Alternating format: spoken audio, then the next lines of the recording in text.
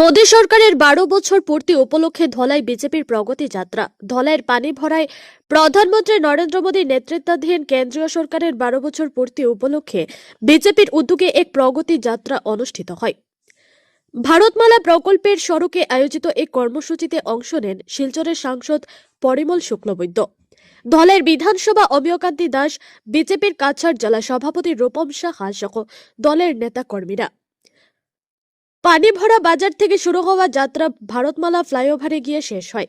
সভায় বক্তব্য রাখতে গিয়ে সাংসদ পরিমল শুক্লবৈদ্য বলেন, গত 12 বছরে ধলাই সহ সমগ্র দেশে সড়ক, শিক্ষা, স্বাস্থ্য ও আবাসন ক্ষেত্রে ব্যাপক উন্নয়ন হয়েছে।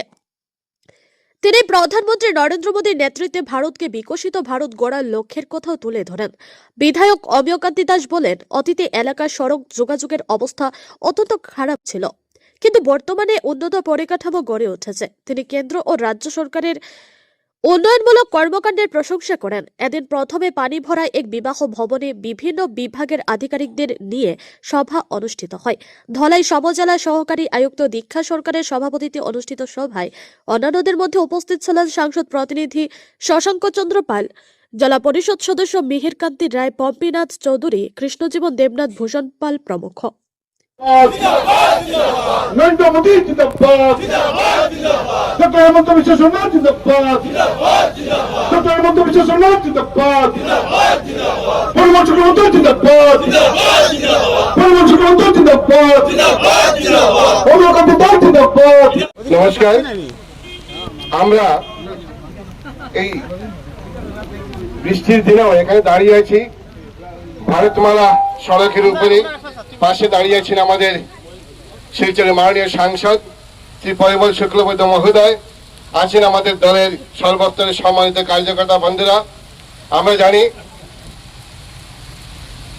শ্রী নরেন্দ্র মোদী নেতৃত্বাধীন সরকারের 12 বছর পূর্তি উপলক্ষে সর্বত্র চলছে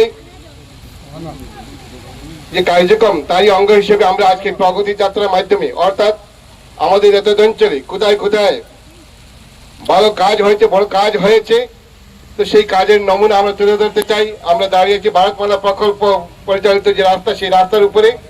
অতীতেও আমরা রাস্তা দেখেছি, এত অঞ্চলের রাস্তা দেখেছি। গত 14 বছর 12 বছর আগে কথা যদি দেখি, আমি যেখান থেকে আমার বাড়ি যেখানে আছে সেখান থেকে যদি দেখা যায়, তা আমরা যখন কলেজে পড়াশোনা করতাম তখন দেখেছি যে রাস্তাতে বাস চলতো, বাস চলাকালীন অবস্থায় বাস যখন গর্তে ফেসে যেত, তখন সেই বাসকে তোলার জন্য ট্র্যাক্টরের প্রয়োজন হতো, ধাক্কা দিয়ে কাজ হতো না, ট্র্যাক্টরের প্রয়োজন হতো। আর আজ আমরা যেখানে দাঁড়িয়ে আছি সেখানে প্রয়োজনে যদি প্রয়োজন পড়ে তাহলে এখানে হেলিকপ্টার ল্যান্ড তো করতে পারবে, প্রয়োজনে বিমান ল্যান্ড করতে পারবে, সেরকম রাস্তা হয়েছে নরেন্দ্র মোদীর নেতৃত্বের সরকারের সময়ে। আমরা এই প্রকল্পগুলোর কথা বলছি না, শুধু তাই কথা নয়।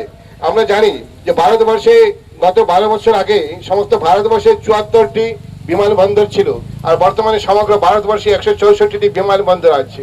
আমরা রেল পরিষেবার ক্ষেত্রে দেখি, রেল পরিষেবাতে আমরা দেখেছি যে রেলের অবস্থান আগের চেয়ে অনেক উন্নতি হয়েছে।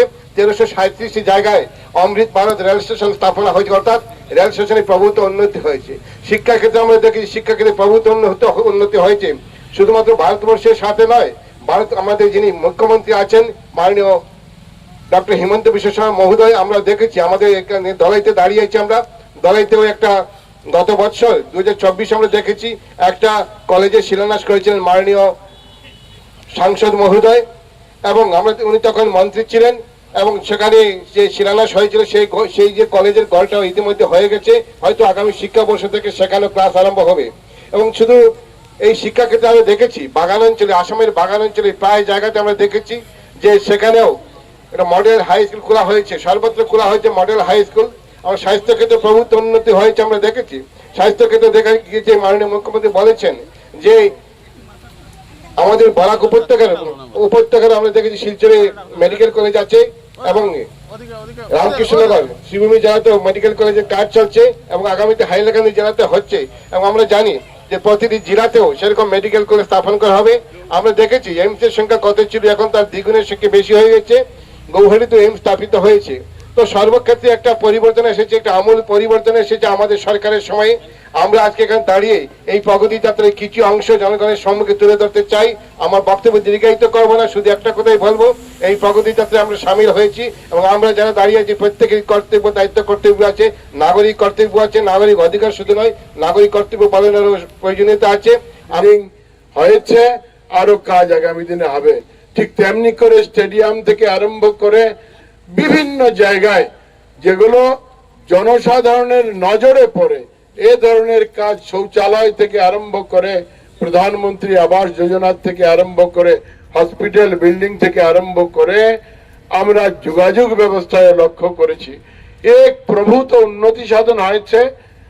আমরা এখানে শুধু আপনাদের দৃষ্টি আকর্ষণের জন্য এই অঞ্চলের যে ব্রিজগুলো হয়েছে আপনারা শুনলে আশ্চর্য হবেন। এই তো পাশেই সোনাবাড়ি ঘাট, সোনাবাড়ি ঘাট থেকে আরম্ভ করে যদি আমরা আমাদের আসামের সীমান্ত পর্যন্ত যাই, লাইলাপুর, ওইখানে 7টা ফ্লাইওভার, 7 ফ্লাইওভার এই রাস্তার মধ্যে। এটা আমরা কখনো কল্পনা করতে পারিনি, আর এটা সম্ভব হয়েছে একমাত্র ভারতবর্ষের প্রধানমন্ত্রী পরম শ্রদ্ধার নরেন্দ্র দামোদর দাস মোদীর জন্য। এই স্বল্পকালের মধ্যে এত কাজ করাটা সম্ভব হয়েছে নরেন্দ্র দাস দামোদর মোদীর এই কার্যকালে, ওনার নেতৃত্বে। আসাম সরকার বা এভাবে আর অন্যান্য রাজ্য সরকার যেখানে ভারতীয় জনতা পার্টি ছিলেন, আছেন, থাকবেন, তাদের সবার এক সম্মিলিত প্রয়াসে। তো আমরা এই অঞ্চলের নাগরিককেও আর আমাদের বক্তব্য যারা শুনবেন প্রত্যেকের কাছে আমরা নিবেদন করব যে আপনারা সবাই মিলে শ্রদ্ধার নরেন্দ্র মোদীকে আশীর্বাদ ধন্য করুন, ঈশ্বরের কাছে প্রার্থনা করুন ওনার নেতৃত্ব যাতে আরো অনেক অনেক দীর্ঘস্থায়ী হয়, সুস্থ শরীরে তিনি যাতে আমাদের এই মা ভারতীকে একদিন সমগ্র বিশ্বের মধ্যে বিশ্বগুরু হিসেবে চিহ্নিত করতে পারেন।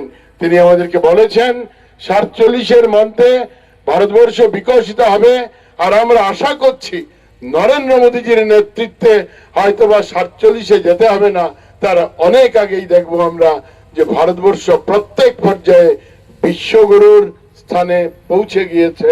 আমরা এই আশা নিয়ে আমরা নরেন্দ্র মোদীর সঙ্গে এই রাজনৈতিক যাত্রায় আমরা আছি, আমরা থাকবো।